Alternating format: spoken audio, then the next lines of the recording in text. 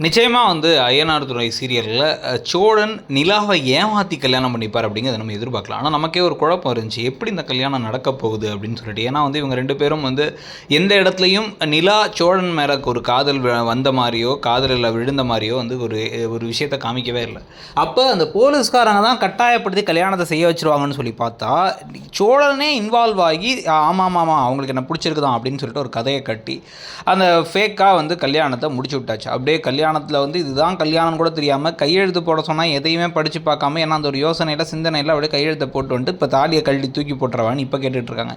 ஏமா உனக்கு கல்யாணமே முடிஞ்சிருச்சுமா, இதுக்கப்புறம் டிவோர்ஸ் தான் பண்ணி ஆகணும், இதுக்கப்புறம் தாலியை கழட்டி தூக்கி போட்டாலும் செல்லாது சட்டத்தின்படி அப்படிங்கிறத இப்போ அவங்களுக்கு புரிய வைக்கும் பொழுது தான் அவங்களுக்கு மிகப்பெரிய ஷாக் ஆக போகுது. ஃப்ராடு பயலே, உன்னை நம்பி வந்தேன், இவனை போய் நம்பி போனால் நீ உருப்பிடாமல் தான் போவேன் அப்படின்னு எங்கள் அப்பா சொன்னார்.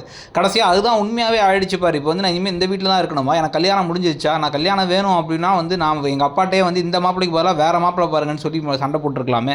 நான் கல்யாணமே வேணாங்கிறதான ஒரு ஸ்ட்ராங்காக இருந்தேன், நான் படிக்கணும் கொள்ளணுன்ட்டு. உங்கள் கோவப்பட நீ படிமா, உனக்கு பிடிச்சதை பண்ணு, நான் இப்போதைக்கு தப்பிக்கிறதுக்கு எனக்கு ஒரு வழி தெரில, என்னையும் கொண்டு இருப்பாங்க, ஒன்னையும் கொண்டு போய் கட்டாய கல்யாணம் பண்ணி வச்சிருப்பாங்க, அதனால தான் நான் அதை பண்ணிட்டேன்னு இவர் என்ன தான் சொன்னாலும் இவருடைய சுயநலம் வெளில தெரிய தான் போகுது. இது தேவையில்லாத ஒரு பிரச்சனையை, ஒரு ப்ரெஷரை உங்களுக்கு கொடுக்க தான் போகுது.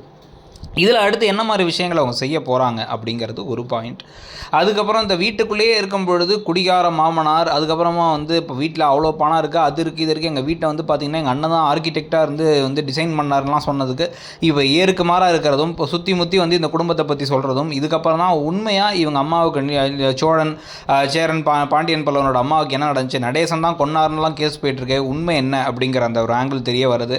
அதுக்கப்புறமா அந்த வானதி கார்த்திகா அவங்களெலாம் வச்சு கல்யாண ட்ராக் அப்படின்னு பல விஷயங்கள் நடக்க போகுது. இந்த எல்லா விஷயங்களையும் பார்த்தீங்கன்னா நினைக்கிறீங்க இந்த சீரியல் எப்படி போகுது, புது சீரியல், ஆனால் நிறைய பேருக்கு ஒத்து வருதுங்கிறாங்க, சில பேர் சில விஷயங்கள் ஒத்து வரலங்கிறாங்க. உங்கள் கருத்து என்னங்கிறத சொல்லிட்டு இடம் பொருள் சேனலை மறக்காமல் சப்ஸ்கிரைப் பண்ணிடுங்க. தேங்க்யூ.